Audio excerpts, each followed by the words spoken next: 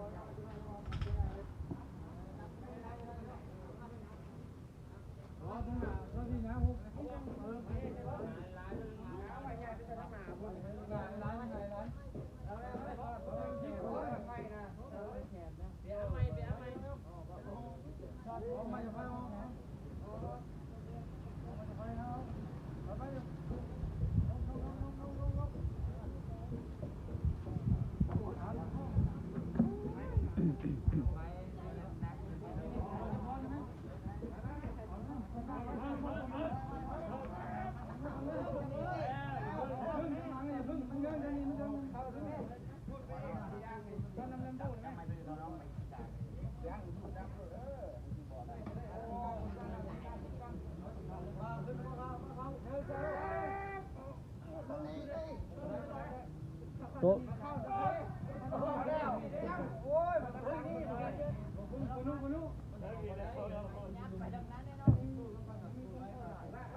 เอาพูดง่ายเลยครับตรงหัวพูดง่ายเขาตรงหัวพี่นะเอาคนง่ายเขาตรงหัวพี่นะ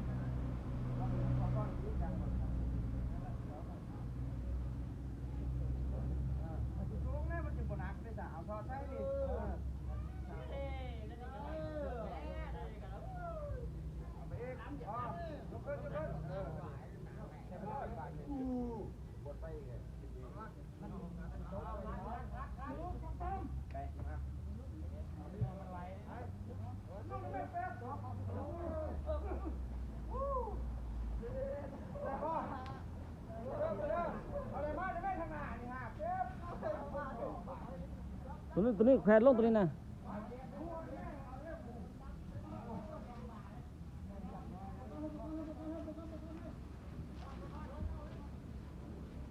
หนักขนาดสาว